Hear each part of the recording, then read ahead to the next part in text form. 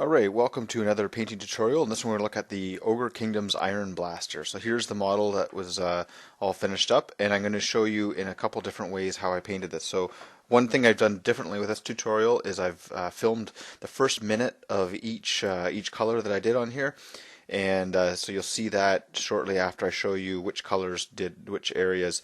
And as well, I recorded, you'll see at the bottom, it'll say which paint I'm using. Now this, I also use some Reaper paints, so I'm going to show you these are the paints I've used here. Anybody who's seen some of my other Ogre Kingdoms tutorials will notice that these are the same Reaper paints that I've used for all of my ogres, but the GW paints are different because I'm using the new GW paints as opposed to the old ones in my other tutorial. As well, if you want to use just GW paints, so here's kind of the equivalents. So you'll see, the bone is the typical bone ones, flesh. For leather bits, you could use this one for leather. For the stone, you could use that. For the wood, we've got that. For the Rhinox, I did use that. For this one, even I used that as well as the Reaper paints. For the pants on my ogres, I probably use those blues, and then I did use these metallics. I like the GW metallics. So kind of working my way through, and this is showing as if I was using the GW ones. I actually used the Reaper ones from the previous slides. So yeah, GW paints there. I like using the flesh shade wash in there and then highlighting up my ogres with a typical flesh sort of color, as opposed to the greenish color that the ogres were in the last edition. I did use these colors here for the bone, so I used that for all the horn here, as well as a couple skulls there, and on the back, you can see on the back side there. For the leather straps, I used the Reaper colors, but if I was to use GW, it would probably be something like this. Really doesn't matter what you use for leather as long as it's a different brown from some of your other stuff. So anything that was leather, including that, bits everywhere, kind of, and on the Rhinox as well. For the stone, the main stone areas are the wheels, and there's a couple little dangly bits that I've always painted as stones. Don't know if that's really proper, but that's what I've been doing. For metal, so most of the metal I've done as a rust, but a couple pieces just for contrast and because they're quite large and prominent, I did use this. I also gave it an Agrax Earthshade wash. For these other ones, I used a rust tone and then used Ironbreaker just to show kind of scratches and stuff on it. And that's consistent with the rest of my ogres. I've focused mostly on a rust color with just silver edges. For the bronze, I used these colors as well. I used Sotek green, really watered down along the recesses to give it sort of a tarnished, oxidized kind of look. Cloth, so that's just the ogre's pants there. Rhinox fur, I use these. I don't know if I actually really like it. It's kind of a reddish, more reddish than I would have liked. Probably would have preferred a grayish color, but maybe when I have another of these I'm going to do, and I'm going to maybe do the Rhinox a different color. Wood, so I use the Reaper's Shield brown kind of woods, very similar to these, and just a matter of preference. So there's the thing when it's all done. I'm going to flip over to the live video. You'll see that, and then if you come back at the very end, you'll see sort of some rotating views. Actually, it'll be at the end of that before I cut back into these videos.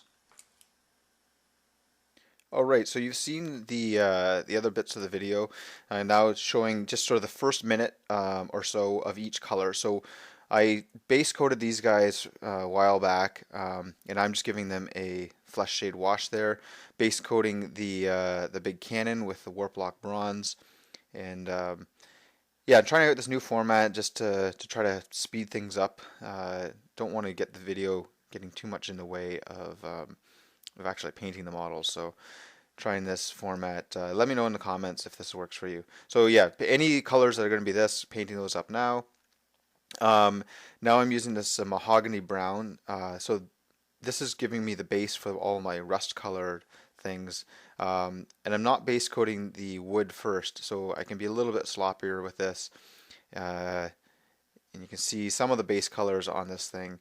Basically, I tried to airbrush some of the base colors a long time ago, and then this kind of went on the back burner and coming back. So basically all this stuff I airbrushed is going to be painted over. So painting that on all the rusty bits. Lead belchers, so I didn't do this in the rest of my ogres, but I thought there's a couple pieces on here that really need to have some lead belcher. I really like how that looks with the black and brown wash and then highlighted, so I thought this needed some of that. Okay, worn navy for the base, the pants there, this guy. That's just consistent with the rest of my ogres. You notice in the background some lead belchers. There's going to be another video, or maybe you'll watch this one second, whatever. I did them all at the same time, so kind of using most of the same colors. Ruddy leather, so that's just a base coat for my leather bits all over the place, and lots of straps all over the lead belcher as well, or sorry, the iron blaster. And this is the brown that I use for all the base color brown. The whole thing is made out of wood, so everything that had to be brown had to be redone with this. Kind of like the GW Dryad bark, so you can use either. I happen to like the Reaper paints, and I have them, so that's what I'm using.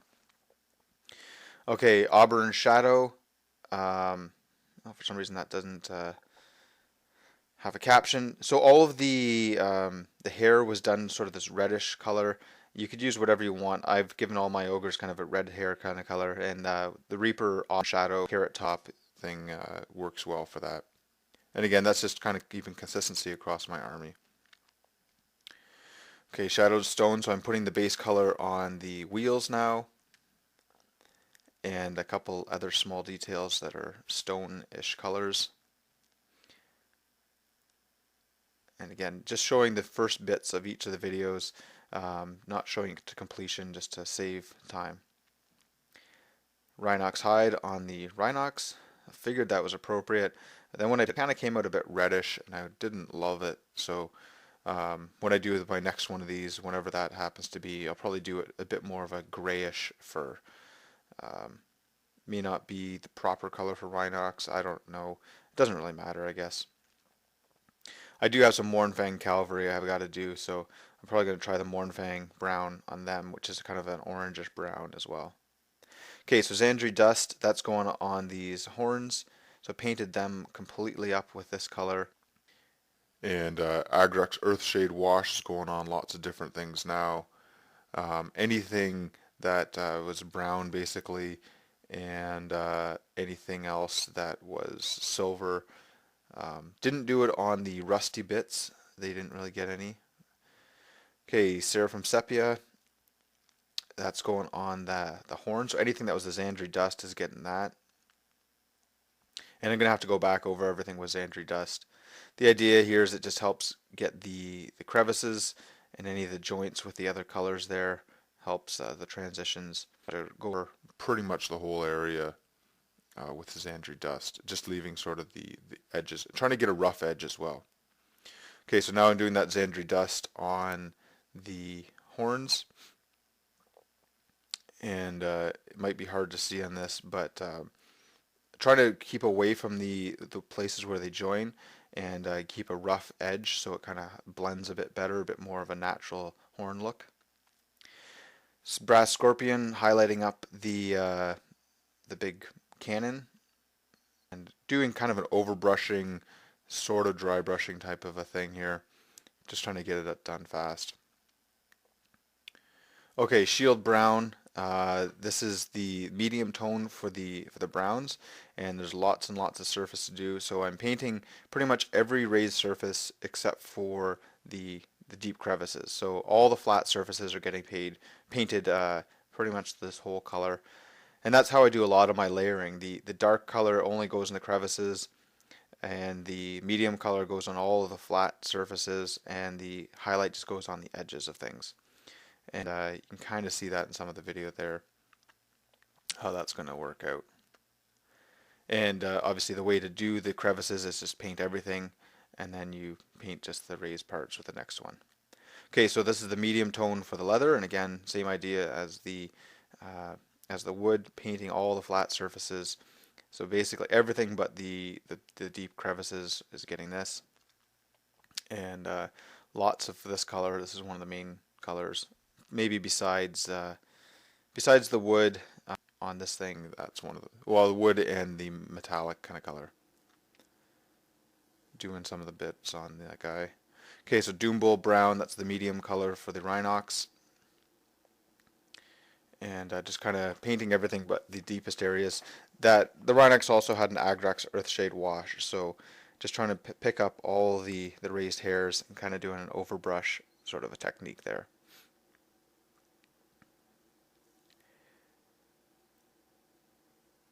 Okay, and moving on to the next color.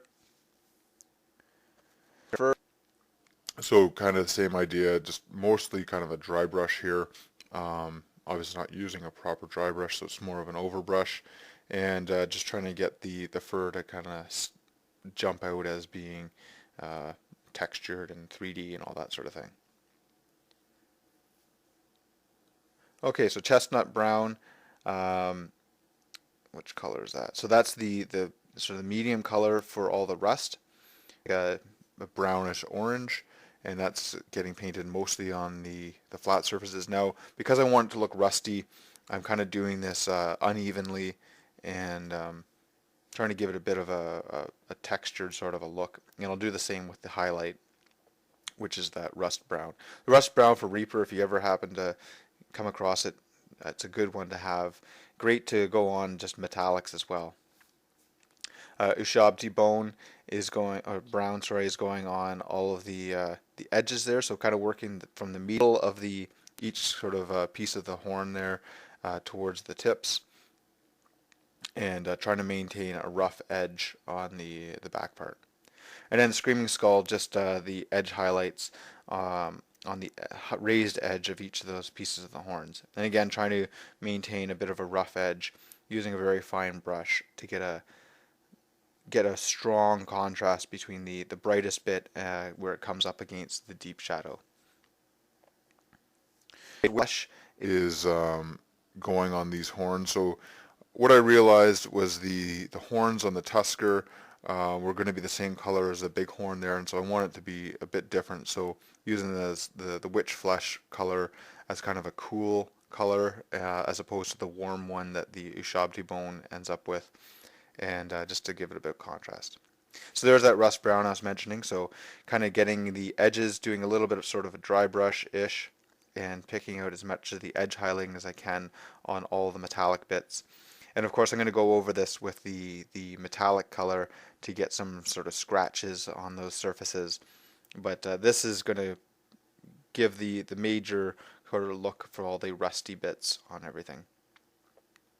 I didn't show this in the beginning of the video, but just for the knobbler driver, this moldy skin, it's kind of a ghoul skin kind of a look.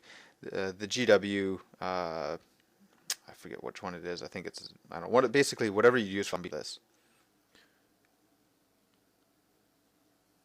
Okay, so just highlighting that up a bit. Okay, driftwood brown. This is the lightest color on all of the wood. So again, using a really fine brush and just trying to pick out the edges and any of the textures on the wood. For those barrels, I just paint sort of the edges of each of the planks and the top edges. Sotek green, so I've watered this down a ton using a little bit of the medium as well as water, and just painting it in the edges as if it was a wash, but not painting it across the whole surface, just on the edges. Okay, burnt orange, this is the highlight for the leather, and again just trying to pick up the edges now that I've done the major surfaces, and give it a bit more of a popping, you know, picking out those edges really helps bring out the texture and the depth in the model. Okay, so now I'm going back over the skin on these guys. So I've done a base coat, I did the base color over top of that, oh sorry, over the wash, and now I'm just trying to get the highlights. And I'm trying to keep kind of rough edges on it so it's not too sharp of a highlight. So I'm kind of doing a bit of a stippling sort of a overbrush just to help things blend a bit. And I really think that this sort of thing is important for these guys because there's so much depth to their skin and surface area. Okay, so working on the medium color for the stone, painting that on all the flat surfaces, and again trying to just keep it a bit rough because the stones should have some texture to them. And yeah, it's mostly just those wheels on this thing. And now just doing the edge highlights on things there with the highest, the weathered stone. And the Reaper stone ones are basically just sort of a bit of a dirtyish or brownish, mostly gray, but just a touch of a brown to it. Now I'm doing the highlights, the highest highlight on the skin here. So just trying to make the highest bit stand out a bit more, but trying to maintain a bit of the blending that I've done with the previous ones. And just doing that by having a little less in the brush, doing a little stippling, sort of dry brush-ish, and working through that. Okay, so now using Iron Breaker on all the edges. So using a really fine, kind of painting on some of the lines and going over all the edges as if they've been scratched clean. And this is a look I really like. So you kind of do the base coat of the metal, and then you do the highlights. Or so you do the two washes and then just one highlight on it. And it, if it's not too much surface area, it doesn't take too long, and it really looks nice, I think, on the tabletop. So doing the pants, and then The highlight blue, the highlight's just going on the edges of things. The medium blue ended up being pretty close to the base color. I'm not sure why that was. Maybe I painted the wrong one. So a wash might have helped, the dark blue wash. Okay, now I've completed everything. I didn't show doing the hair and a couple small details like that, but I'm gluing this all together. I have to use super glue. Gorilla Glue is my glue of choice, and you need to use super glue because a plastic glue won't bond through the paint. And yeah, going to glue it all together, glue it on the base. Some of the stuff doesn't fit together quite as well as I would have liked. That side there where those straps go over top of the base, you can see a little gap, and that's kind of annoying, but that's okay, I guess. And yeah, tons of detail on this model, and some of that kind of gets hidden when you've assembled it all. Here's my new rotating table. I didn't frame this shot very well, I'm sorry for the cutoffs, but just get an idea of what this guy looks like from all different angles, and I'll do a slightly overhead shot next. Just after these videos finish up, I'll go back to the still images, and of course all those are going to be on my blog. You can check that in the link below. So here's from slightly overhead, bit better framing on this shot. Sure to let me know what you think about having these rotating ones. They seem to be pretty popular on the GW site now, so I'm going to try to include some of these. I don't have the technology yet to do the 360 view like they do, but hopefully this is helpful as well. Okay, so working my way around, so some still images after you saw those rotating ones. I got to work on the framing for some of those as well, but new technology, trying to work out the bugs. So yeah, really neat model. Not sure how much I like that it's on the small chariot base. It's a typical GW thing where the base is, if you tried to line this up for combat, it would be quite difficult. You see how far this sticks out in front. It obviously needs a base for the fantasy rules, but I don't know. I think they're kind of stretching what will fit on a base these days. But great model, lots of character. I probably want two of these in my army, but I don't know if I want to paint up another one. I might just do it as a scrap launcher and then do it as it counts as one of these. I like having different models in my army. Not necessarily worry about being the most competitive list, but we'll see. I guess it depends on what situation I'm playing in. And yeah, some of the details are just really cool and great model. Be sure to check out my other videos. I got lots of other Ogre Kingdom stuff. The still images for this will be on my blog, which will be linked below. Be sure to check that out and subscribe and leave comments if you have any questions or whatever. Hope you enjoyed it, and we'll see you next time.